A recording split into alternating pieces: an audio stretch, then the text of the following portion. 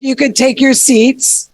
We also have a very large online audience, and so I'm cognizant that we want to try to start on time. Thank you so much. So, and now John Williams is gonna come up and kick us off. Well, good afternoon. Good afternoon, everybody. Welcome to the 709th meeting of the Economic Club of New York. I'm John Williams. I'm the president and CEO of the Federal Reserve Bank of New York, and I'm the club's chair. So the Economic Club of New York is recognized as the nation's leading nonpartisan forum for discussions on economic, social, and political issues. More than 1,000 prominent guest speakers have appeared before the club over the past century, and we've established a strong tradition of excellence.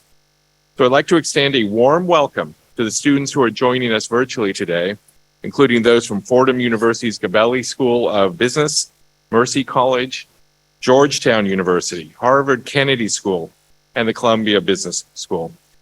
I'd also like to welcome our 2023 class of fellows, both online and those in the room.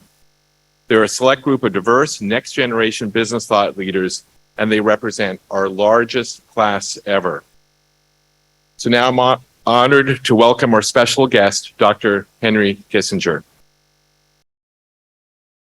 Kissinger was born in Germany on May 27th, 1923. That's 4 days shy of 100 years ago. And he's truly led a remarkable life, as we all know. He's perhaps best known for his work in shaping international relations while serving as National Security Advisor and Secretary of State under President Richard Nixon. And Dr. Kissinger has won many honors. He's received the Bronze Star from the U.S. Army, the Nobel Peace Prize, the Presidential Medal of Freedom, the Medal of Liberty, the Department of Defense Distinguished Public Service Award, and in 2020, he received the Economic Club of New York's Award for Leadership Excellence. He's a prolific author. He's written 20 books and numerous articles in U.S. foreign policy, international affairs, diplomatic history, and artificial intelligence. Dr. Kissinger holds undergraduate, master's, and PhD degrees from Harvard University. In addition, he was a member of the faculty of Harvard in both the Department of Government and the Center for International Affairs, and was the director of the Harvard International Seminar. These are, of course, just a few of his many, many accomplishments. Now, in just 4 days, Dr. Kissinger will achieve a milestone that many of us can only hope for, his 100th birthday, which we will celebrate a little later in the program. So today's discussion will be in the form of a fireside chat. We're delighted to have Marie-Josée Kravis, the chair Emerita of the Economic Club of New York, and the chair of the Museum of Modern Art, serving as our moderator. So as a reminder, this conversation is on the record. We have media in the room and online. So Marie-Josée, I'll turn it over to you. Thank you, John, and thank you, Henry, for being here. I know that you've been heavily solicited, especially in this centennial year. So somebody say the microphone's not working? Oh, good now? No? Is it working now? Yeah. Right. So John Williams talked a lot about your achievements and your accomplishments, but I'd like to start a little earlier than that. And just for a few minutes, we'll get to the issues. But talk about your first impressions when you came to the U.S.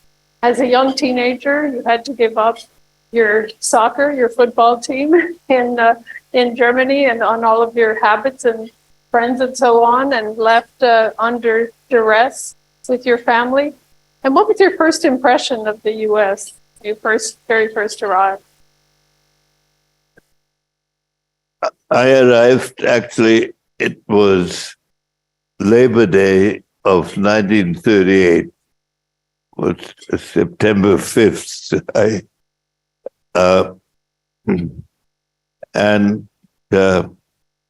We had left Germany 2 weeks earlier and visited a relative in London for 2 weeks and then came here. So the first impression was of of tremendous vitality of people in the streets. I knew so.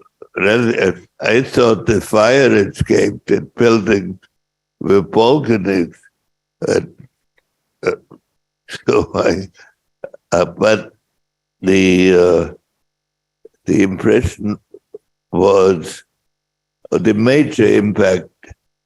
I went to high school for a year, and I had to write an essay of how I felt. And I wrote in that essay, I missed many of the people I grew up with. But then I think that here in America, I can walk along the streets with my head erect, because in Germany I was part of a discriminated minority, and there were signs at every public building that Jews were not welcome here. And so the liberation of the human relationship was for me the greatest experience. And also the fact that there was no discrimination whatsoever that I felt towards an immigrant with an act. Well, I didn't even speak English when I came here. So I've developed a kind of patriotism that it's resentful of attitudes that base politics and policies on the failures of the American society, because my personal experience was the opposite all the way through. Then, of course, you fought for that freedom. John Williams mentioned your Bronze Star, but Sergeant Kissinger was the rifleman. And then you were in counterintelligence. You witnessed the liberation of the labor/concentration camp in Olive. And the war ended and you didn't come home. You stayed till 1947. And you wrote to your parents, and I'm going to quote, that you wanted to do in our own little way something to make all the previous sacrifices meaningful. It's very touching for a young man at that time to really think about a cause that was bigger than yourself. Well, before counterintelligence, I was in the infantry with the 84th Infantry Division that came from northern Illinois and southern Wisconsin. And so then only after our forces entered Germany was I assigned to counterintelligence. And of course, it meant I was coming back to the country that had discriminated in a governing capacity. And so I had to reflect about how to execute it. And participated in a policy of reconciliation, because I thought these patterns should be reversed, not the opposite. But while I was in the army, this is a point, I had become quite self-conscious about my accent before it became a trademark.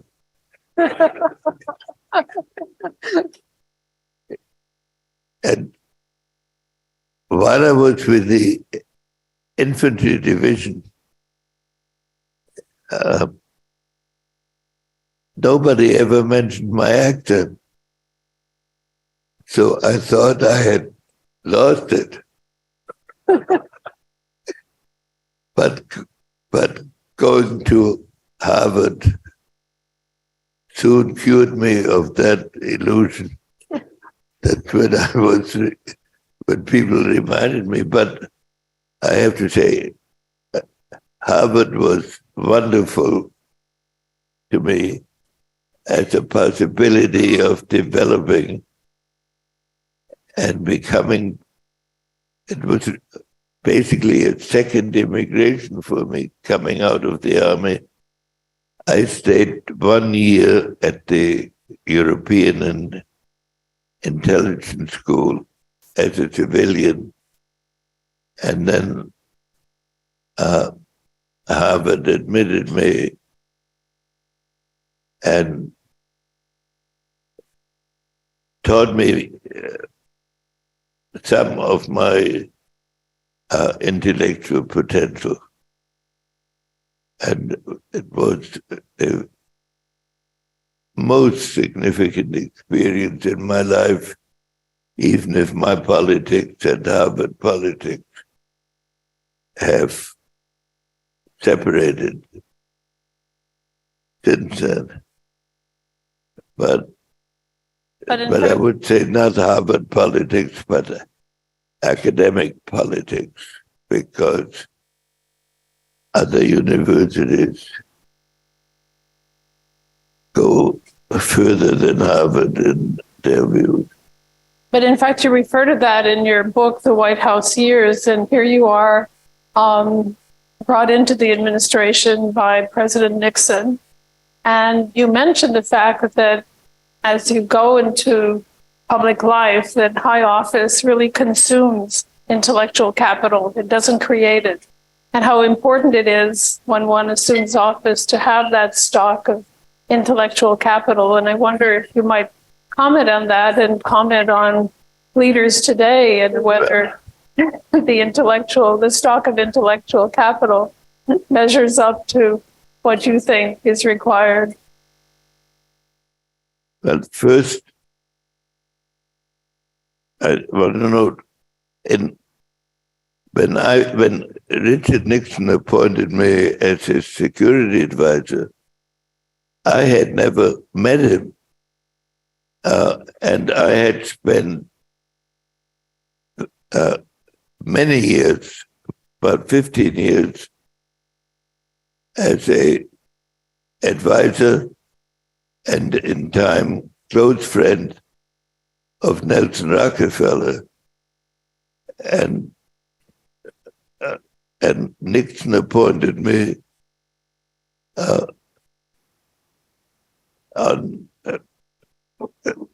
totally unexpectedly. And he did it. He never wanted, he was afraid of being rejected. So when he offered me the position, he did it in a way that I didn't recognize that he had done it. So he had to call me back a second time. And I have a lot of eager students that ask me, how do you get into these positions? And my advice is always, never aim at the position, do what is most important. Well, anyway, when he offered it the second time, I said, I cannot just accept it. I have to talk to Nelson Rockefeller. With 99 out of 100 people that interview you, they would have told you, I'll relieve you of this problem.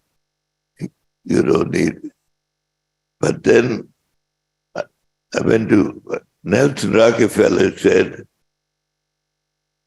you have to, when I asked him, he said, you have to consider that he's taking a much greater chance on you than you are taking on him. And therefore you have an obligation to accept it. And so this is how that relationship formed. And once you are in that high office, I think the security advisor today is the most important element in an administration in the forming of foreign policy with the president, because every foreign policy and national security issue goes through his office.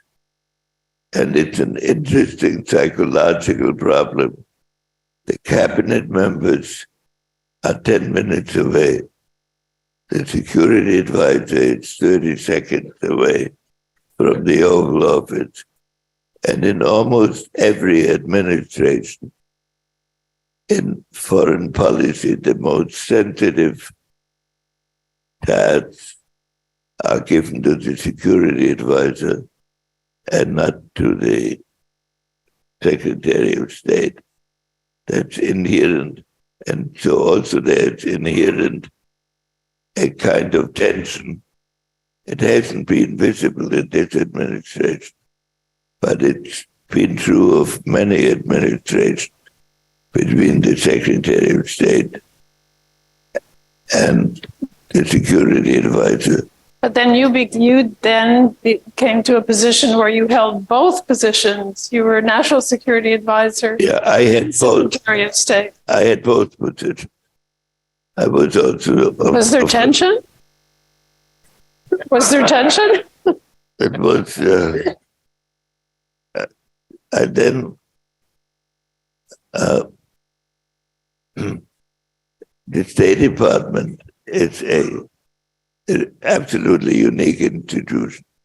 It has its people who dedicate their life to service to the country and then operate abroad.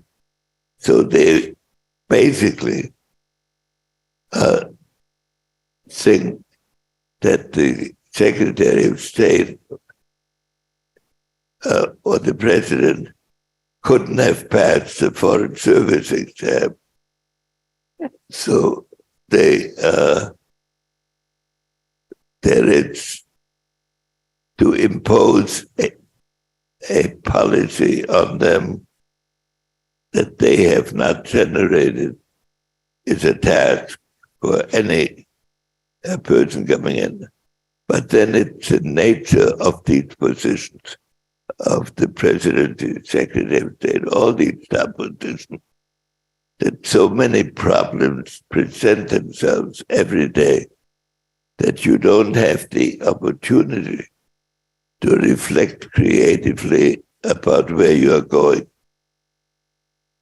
And I had the benefit, first, of that the president I served knew an enormous amount about foreign policy from his own travel. And I had studied the making of peace in the at the end of the Napoleonic War that led to a century of relative tranquility in Europe. So in those positions, you consume capital. You don't create it. You learn how to manage the bureaucracy. You don't learn to ask where you should be going. So if you don't get into this position with some substantial background, either academic or practical, that has caused you to reflect about the purpose of actions, there's always the danger that you get consumed by tactics. And that is, I know, saying favorable things about Richard Nixon is not what you frequently hear from this place. But I started having supported Nelson Rockefeller, who remained my close friend through this whole period. But the great strength of Nixon was that he had formed opinions about the nature of international strategy and tried to conduct policy. And that's what I also believe. So it developed into a series of policies which I'm not here to defend one way or the other, but try to explain what my basic view of strategy and foreign policy is.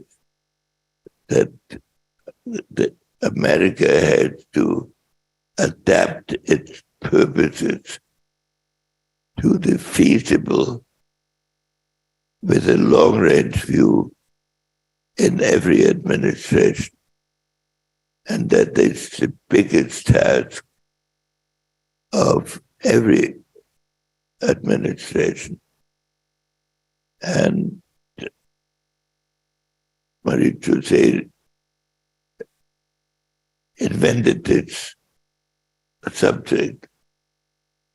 And it was not that I asked her to, it's quite, but I'm happy that she did, because that's important to understand some of our current debates and some of the issues as they develop. And that's where I come from, basically, from my experience of this country as an immigrant, and from the vision of America that developed through the observation and living through intense crises in the world, in which, in my view, America is the key to their solution. So take us back to one of those very important strategic decisions and the opening up to China and your first encounters with the Chinese leadership and how that shaped the China-US relationship. And with that context, we can talk a little later about the current relationship. But take us back to your first encounters and the framework for pursuing that strategy. Well, the relationship with China today, some people occasionally say, why did you open up to China altogether and thereby create a problem? But the problem of China at that time was present. It was the most revolutionary country in the world. It encouraged upheavals everywhere. It was, in a way, a key to the Vietnam War, because its supply routes and its supplies, together with the Soviet Union, enabled the Vietnamese to keep that war going. And so we were determined from the beginning to see whether a contact with the Chinese could be established. It reached the point where at de Gaulle's funeral in Paris, there was a reception by the French president of all the visiting dignitaries. And Nixon said to me, when you see the Chinese ambassador, walk up to him and say, we want to have communication with them. Well, that would have been a sensation if that had been done, because there were so many people there, and he never stood alone for long enough for me to do that. But we then instructed the ambassador in Warsaw, who the American ambassador in Warsaw and the Chinese ambassador in Warsaw had been designated by the Geneva Agreement of 54 as contact points for negotiations about Taiwan. And they had had 162 meetings when we came into office. And they all ended the first day with the Chinese demanding the return of Taiwan and the Americans demanding that the Chinese agree to a peaceful pursuit of that objective. And that ended the conversation. There was nothing else for 25 years. And so we had instructed our ambassador in Warsaw at the next social occasion where the Chinese were present, to walk up to them and say, America wants a serious dialogue. And then we got a message back that they were ready to discuss the turnover of Taiwan. And we replied, we will talk only about all the problems. And out of this, I won't go through all this, emerged Nixon's decision to send me as his representative to China. I had been dealing with the Soviet Union leaders and representatives until then. And the Soviet, and this was during the days of the Berlin Ultimatum, and the Soviet negotiating tactic, maybe partly because of the insecurity, is to begin with excessive demands coupled with some sort of military pressure. So the Chinese approach was quite different. What had happened, which I didn't know, but prior to my visit, Mao decided China was encircled and therefore needed to open up. At that moment, there were 42 Soviet divisions at the northern border of China, and that had been placed there within a recent period. And he had moved, he had freed 4 marshals that had been purged and humiliated out of their positions in concentration camps, and asked them to write a strategy for where they were, which showed that the national feeling of China often and most of the time transcends even political difficulties. And nightmares. And they recommended opening to the United States. So that's what they did, but they did it in at least they did it the way Zhou Enlai, who was prime minister at the time, there was an opening session in which I was prepared for a series of demands. And I had a list of our demands with me, which we had generated before. But he began the discussion. I had an opening statement which said somewhere, I thought was very eloquent. So now we find ourselves in a land of mystery to us. That's mysterious to us. And Zhou Enlai held up his hand and said, what's so mysterious about China? There's over 1 billion of us and we don't feel mysterious to each other. So maybe we should make it a task to learn not to be mysterious towards each other as countries. And then we can make progress. And actually my first visit to China, of which the main result was that it invited Nixon to China, did not discuss the grievances. It discussed the international situation as if we were two college professors.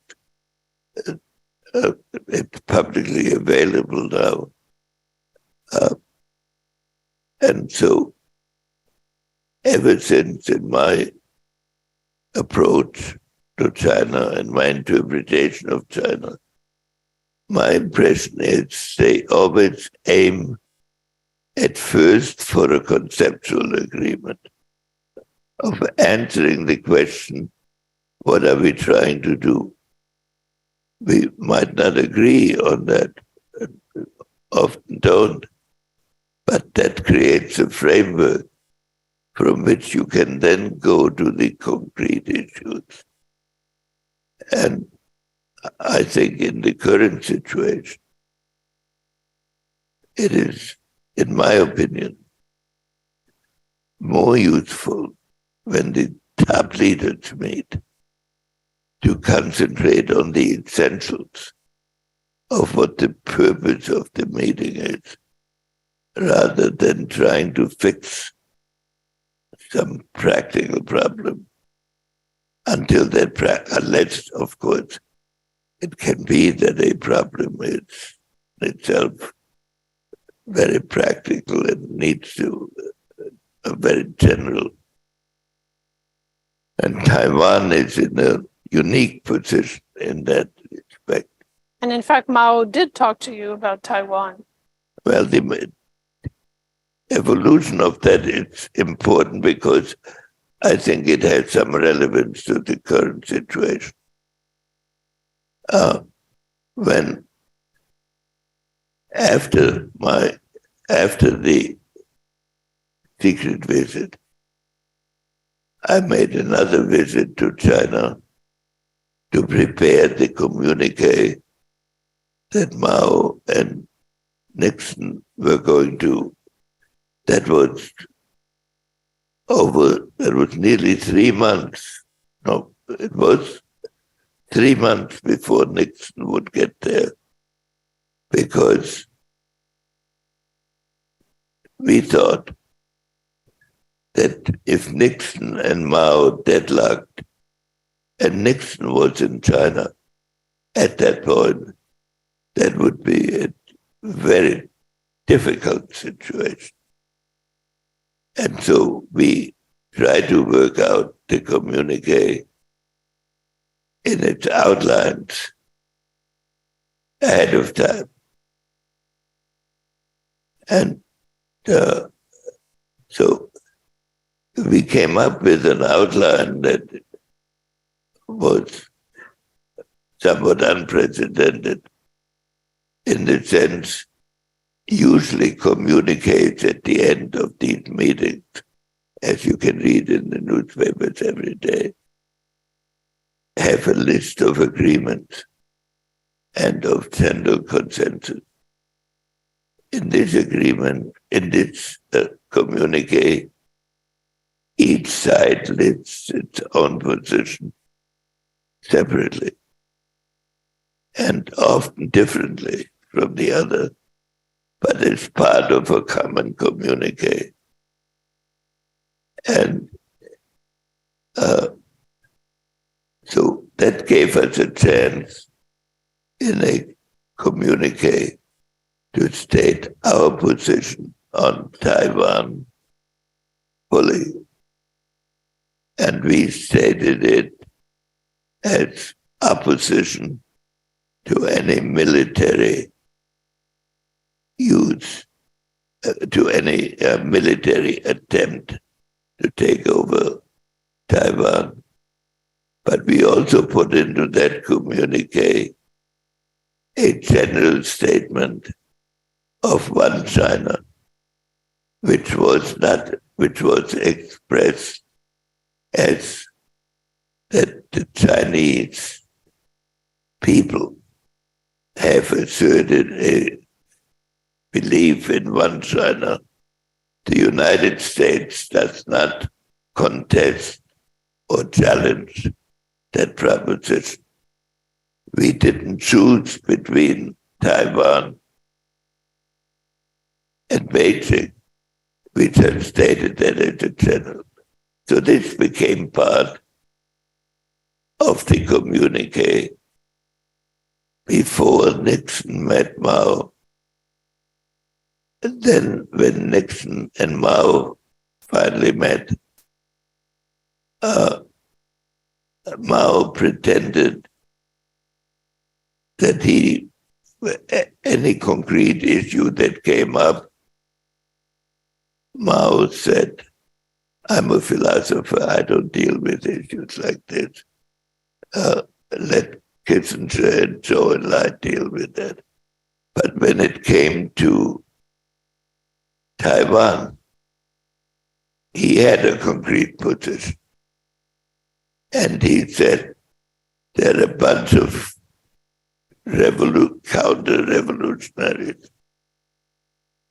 We don't need them for a long 100 years. And other phrases that said, we will ask for them someday, he said. But he made it clear that this was not now.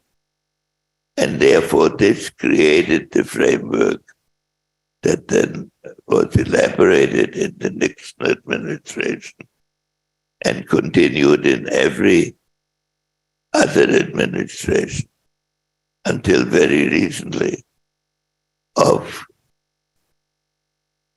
an autonomous Taiwan that would not be sovereign and would not be challenged. But under it, Taiwan developed into what it is today, a thriving, democratic institution, whatever label you want to give it. And that is what's the key issue now. So when we keep saying we believe in a one-China solution, but we act as if we are wanting to create a two-China solution or an independent Taiwan. So that is a nuance on which matters depended. But under that old system, Taiwan could receive military aid. So it was not part of our policy to abandon Taiwan. And it has gone on for over 50 years with without direct challenge. And of course, Mao also said, someday we'll ask for it. But that's exactly it, Henry. We're 50 years or halfway through his 100 years. There's now a war in Ukraine. The chessboard has changed somewhat, with Russia and China somewhat closer than certainly you had wished. You had hoped that the US could be, and you've said it many times, closer to the Soviet Union and closer to China than the two of them would be with each other. It's a different situation, or do you think that Well, on it the isn't? yet situation, it's quite different.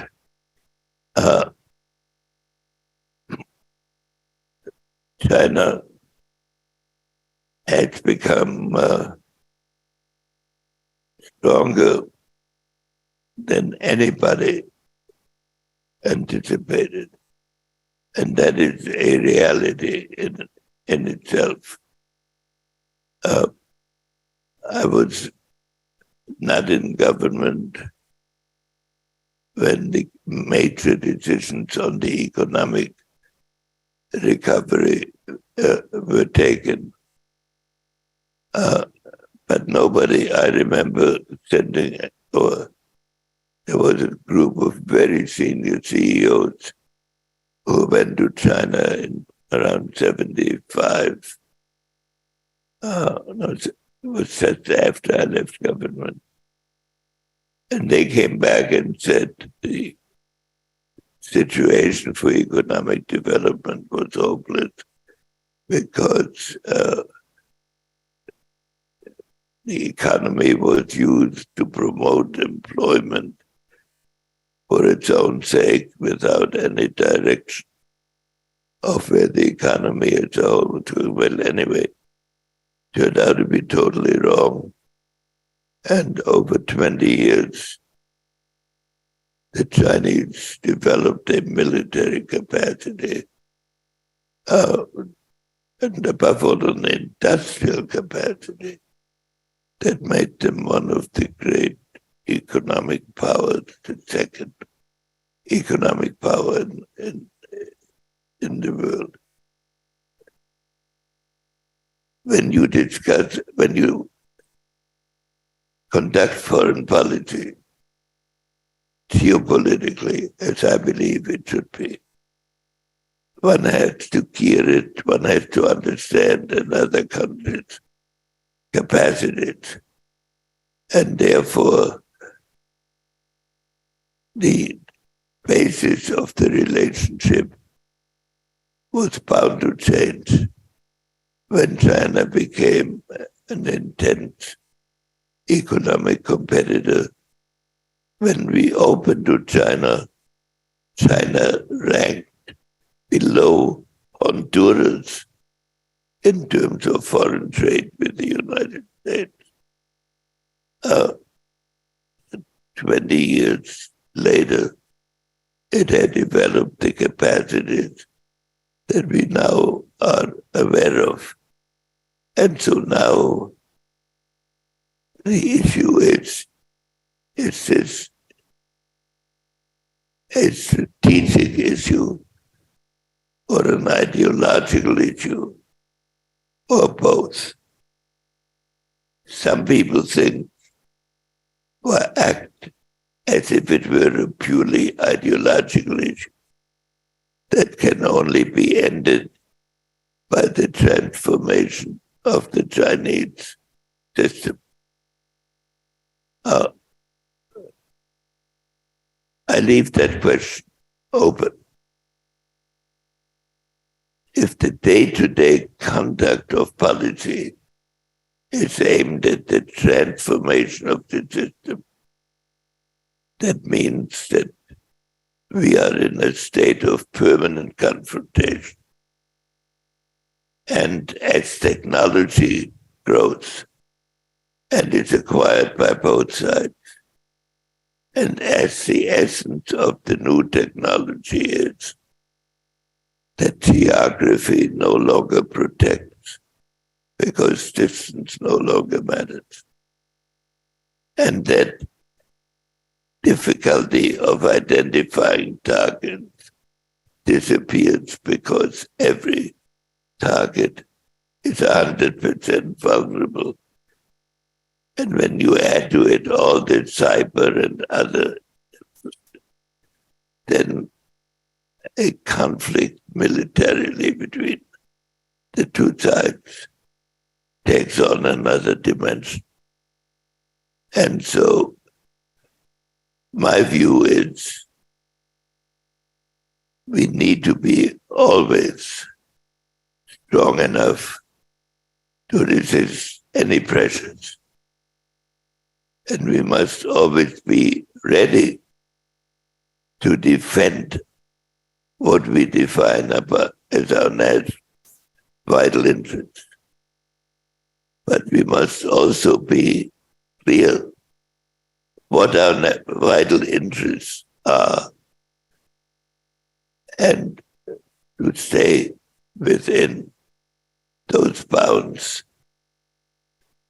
and then to see whether on other issues like the development of technology, like climate, like issues that affect us all, we can come to some understanding that reduce the dangers of a war that happens because we can't control the exuberance of tactical people.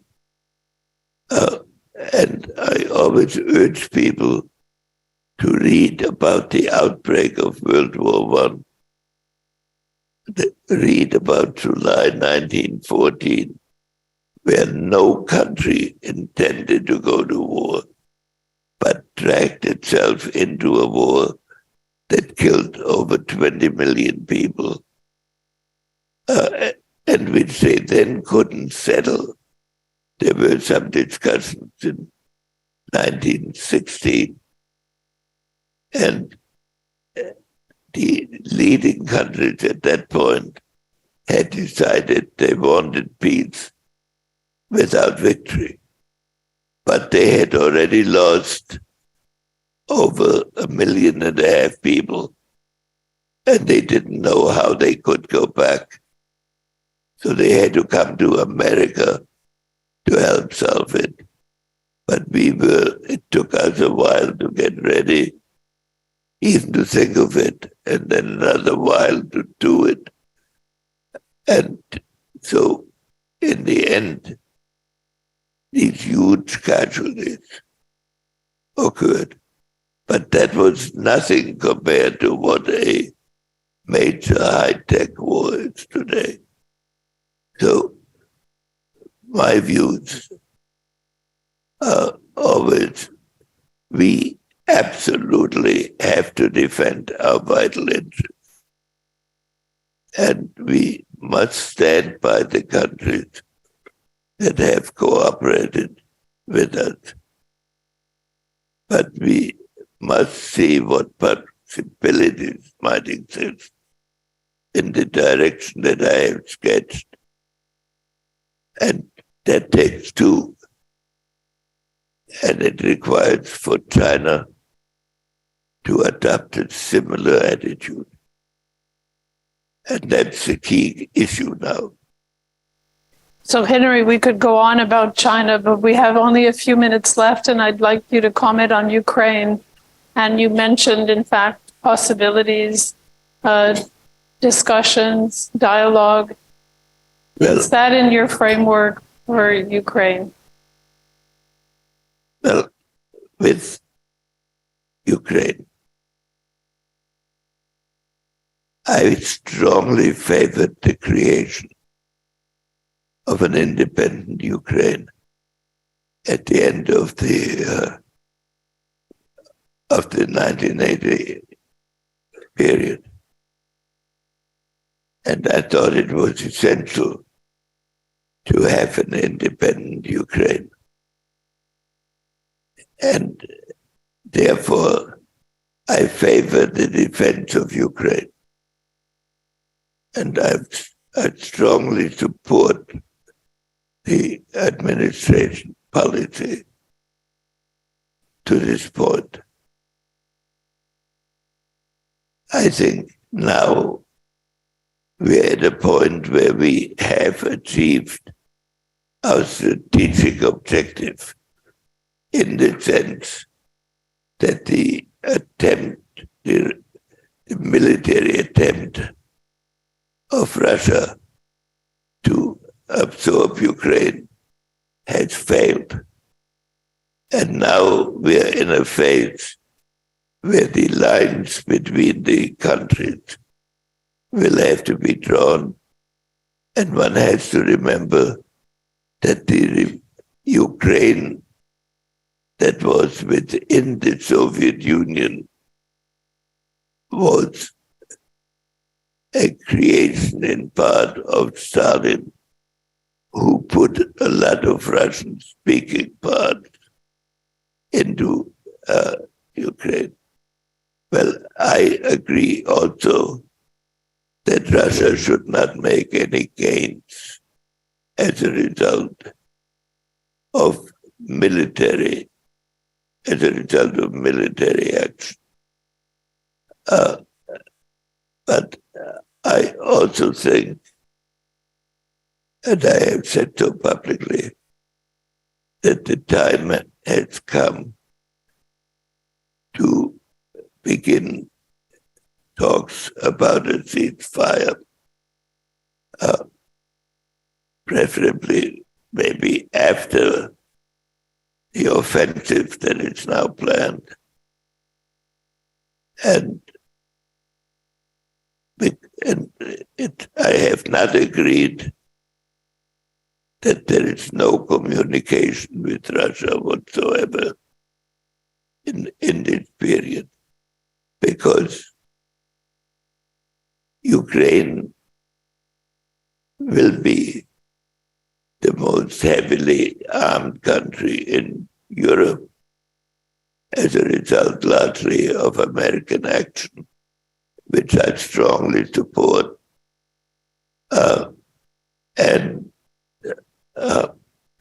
I think, therefore, and I'm assuming that Russia will be obliged, either as a result of the immediate military action or as a result of the diplomacy that develops out of it, to return, to give up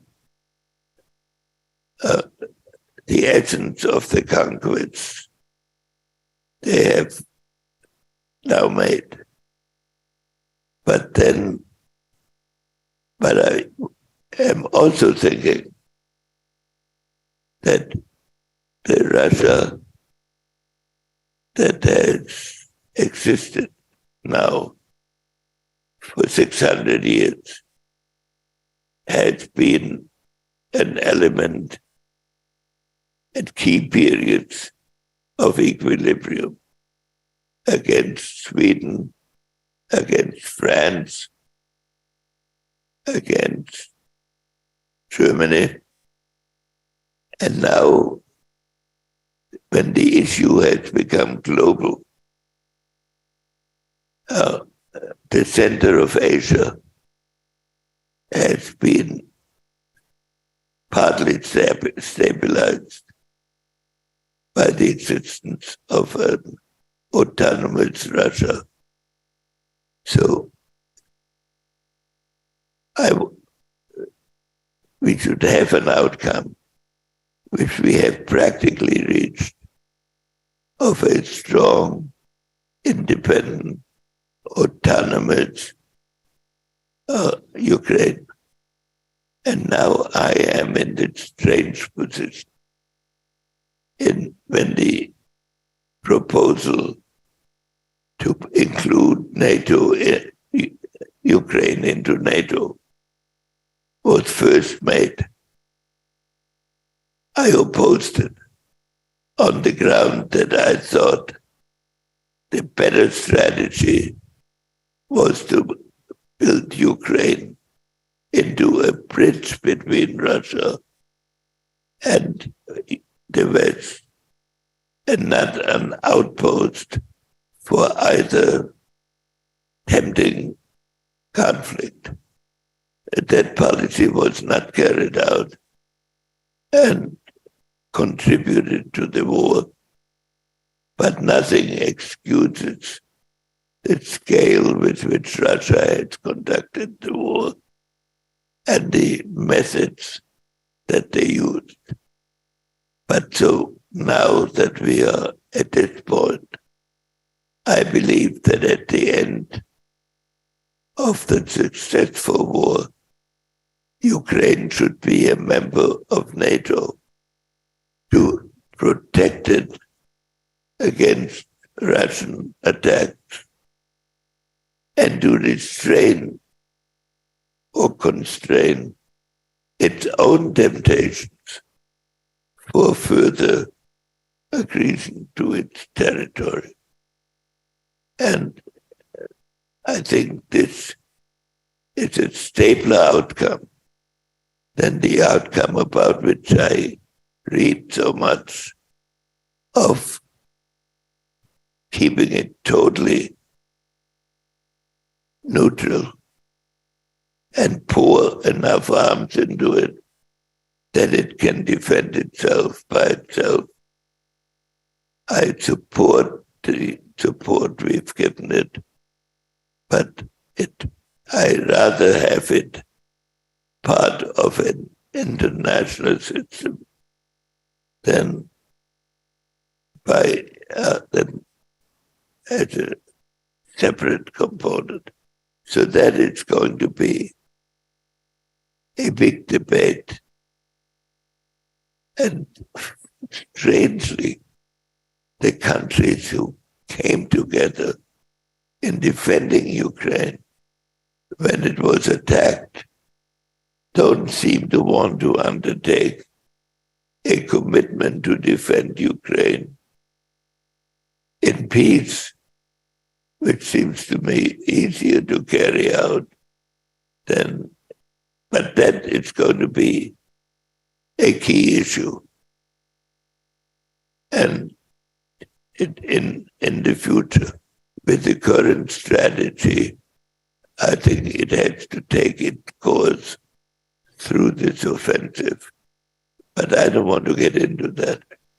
And then we've run out of time, and it is your birthday, and we do want to wish you a very happy, healthy birthday, and hope that we can continue to benefit from your insights and your visits to the Economic Club, because we always learn so much, and you always broaden our perspective. So, Henry, thank you for being with us, and thank you.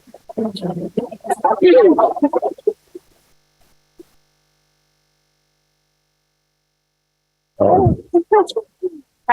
birthday to you. Happy birthday to you. Happy birthday, dear Henry.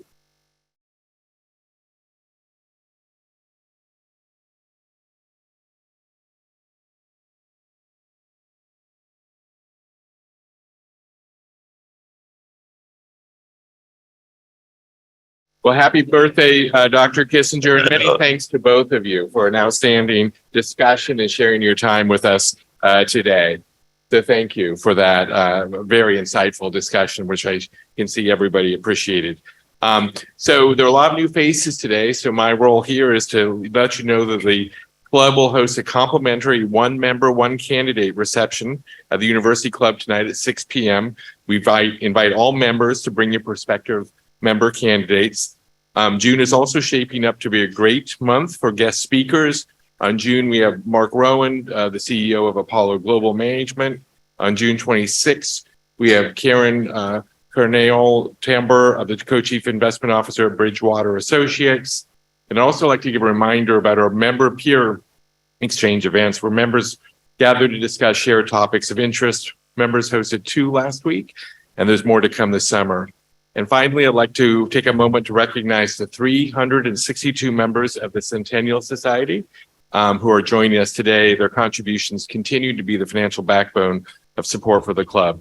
And thank you to those members who have joined us online, and for those in the room, please enjoy your lunch. Thank you.